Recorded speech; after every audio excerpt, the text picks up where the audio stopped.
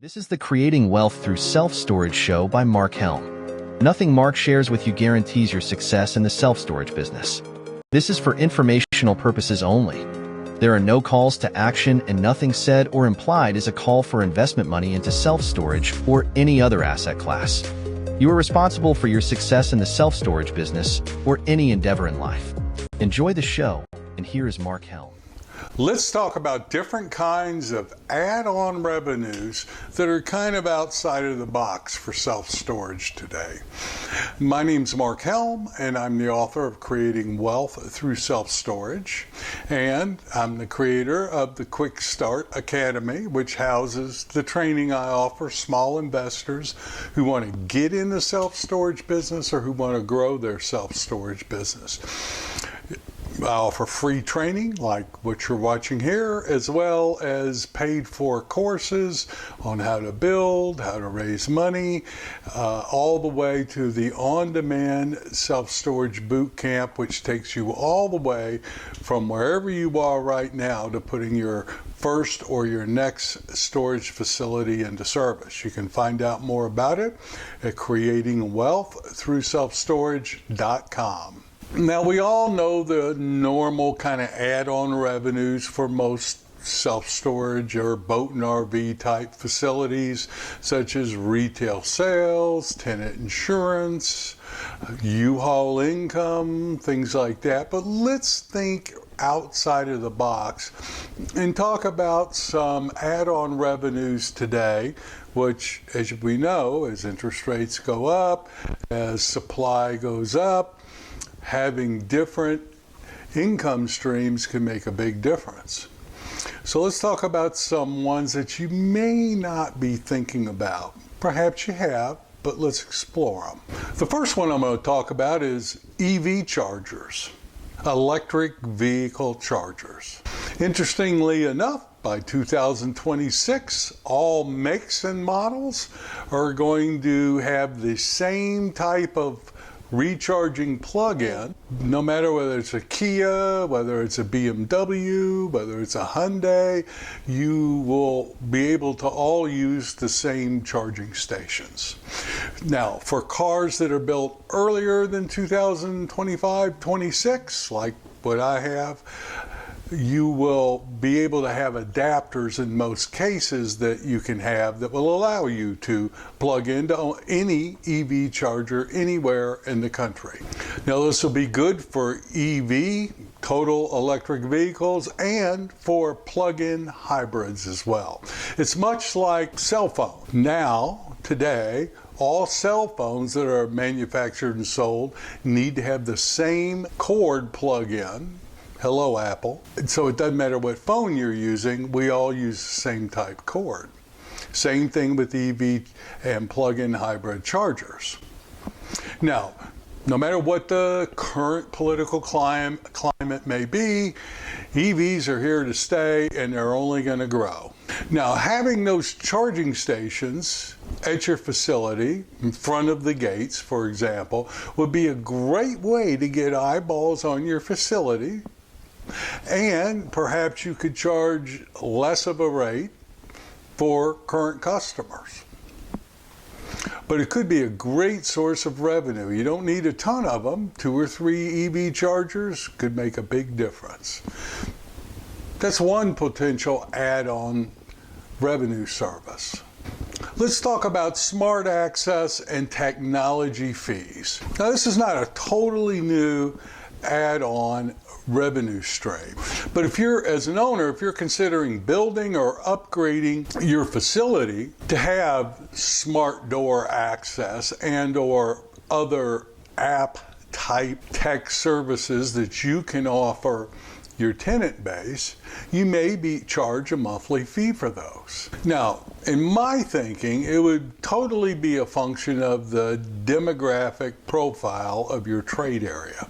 So, for example, if you're in a trade area where, let's say, the average age is 57 and the average median income is $52,000 per household, maybe not many people are wanting high-tech options like smart door access or the ability to get in the facility just by having a cell phone with an app on it. As long as you're currently paid, the gate will automatically open because the card reader will read your cell phone. Some people might not care about that, much less be willing to pay for it. But let's say that you're in an urban environment or a gentrified trade area where the average age is in their 30s, the median household income is $65,000. That trade area would most likely gladly pay a monthly fee for some of these tech add-ons. Now, that's just my thoughts at this particular moment about tech add-ons, but what that can do would A, give you a return on the investment you made for those add-ons, and B, once the cost has been recouped, that goes straight to your NOI line, straight to the bottom line. I typically see tech fees in the range of $10 to $25 a month, depending on the trade area and depending on what services we're talking about. Also, it reduces your labor costs very often by having these on there. So, for example, when someone pays a late fee and gets access to their unit, the gate automatically will open and their door will automatically be unlocked and no one has to do anything. The website and the technology does it all. Reduces your labor cost. So let's talk about package handling, for example. Here's another potential add-on fee. Certain customers that we have, particularly commercial customers like, let's say, medical reps, we found they often get deliveries to their facilities. In the past, we just accepted packages for them. Sometimes we would even open the units so that the UPS driver could deliver goods into the units. Now, I know we're, crossing the line a little bit and increasing our exposure liability-wise by doing that, but we would often do it just in the vein of customer service.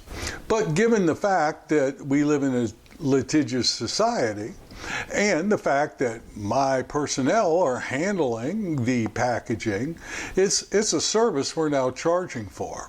And you can get anywhere from 10 to 25% more rent for offering package handling services.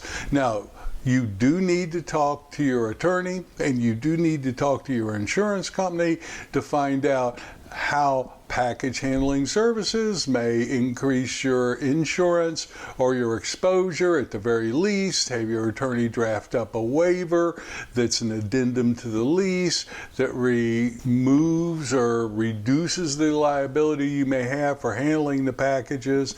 But depending on whether you're opening the door or just receiving random packages here and there, or you're receiving multiple packages a week, that would determine how much we would increase the monthly rent.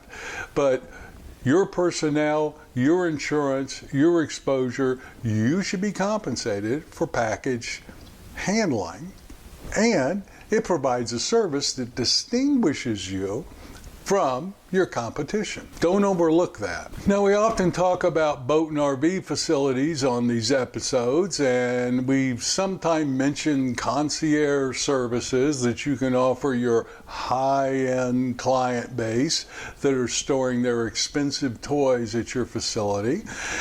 Let's talk about what some of those concierge services could be. Now, this is not an exhaustive list, but this is a list of services that you could be offering your clients and charging money at your boat and RV storage facilities, and or if you have a storage facility with high-end boat and RVs, you could also offer this service. 1, grocery assistance.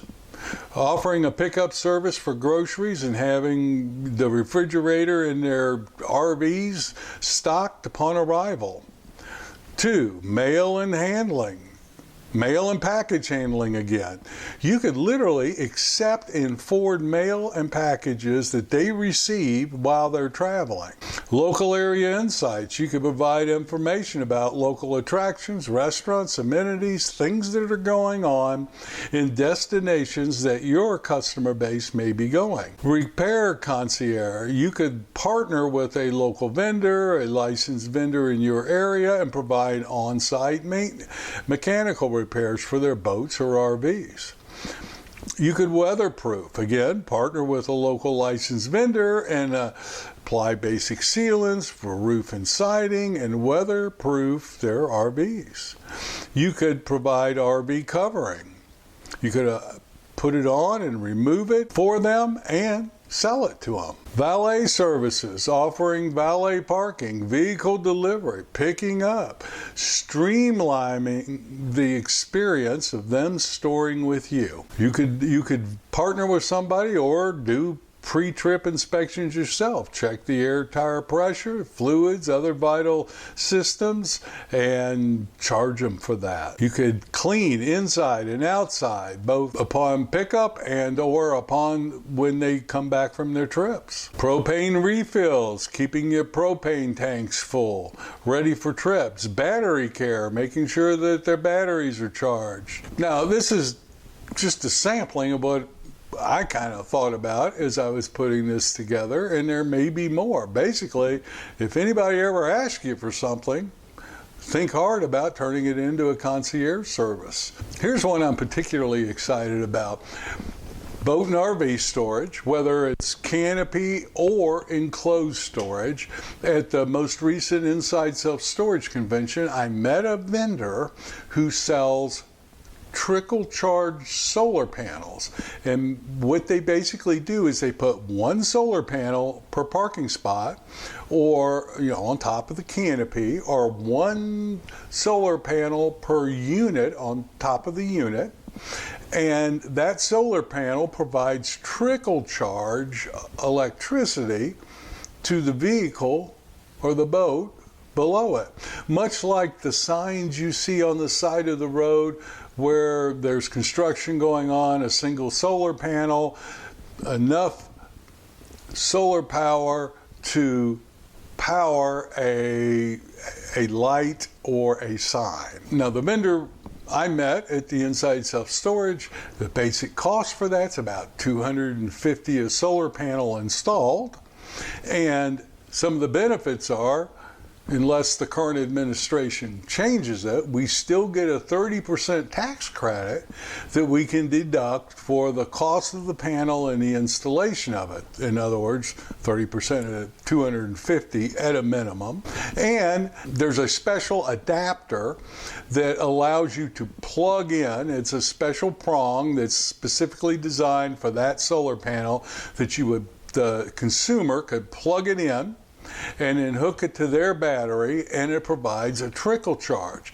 Now, the solar panel provider suggested that we charge for that, but why not rent for that? Why not rent that cable? It looks a lot like a power cord for a computer, a little longer, but it's specifically designed to plug in to the adapter that the panel made, so you have to use theirs, and you could make a one-time sale of, let's say, $150 for that adapter, or why not charge a monthly fee for that adapter?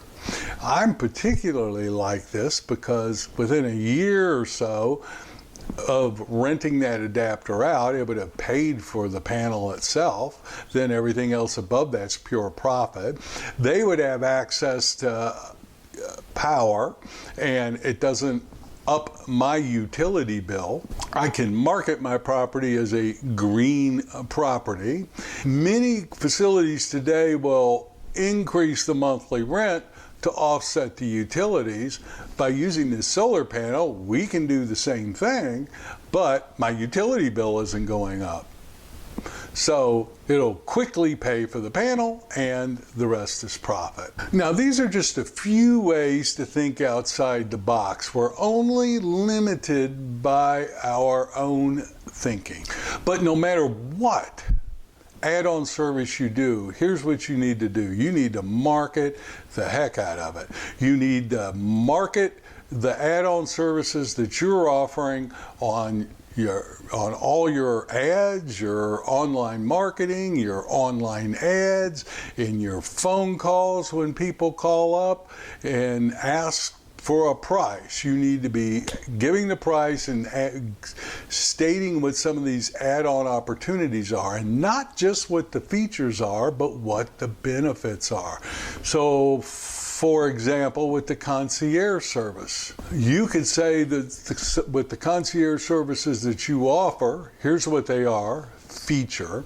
Benefit is, by storing at your facility, you are helping keep the value of their expensive toy as high as possible by offering and making it very easy for them to utilize your services to keep their vehicles or their boats in peak optimal condition. You could even say that with the concierge services you offer, because you're adding value, it's not just sitting there depreciating in the sun. You're literally adding value and keeping it operating longer. It's offsetting the cost of your rent. What a benefit.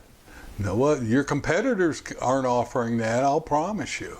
So again, creatively come up with add-on revenues, and then you market the heck out of them, not just the features, but the benefits to the customer. Be sure to share ideas that you may have that are outside of the box, or currently what you're doing is other add-on revenue. I'd be very interested in hearing it, and be sure to share it so that everyone can see what it is. So thank you very much. I look forward to being with you next week.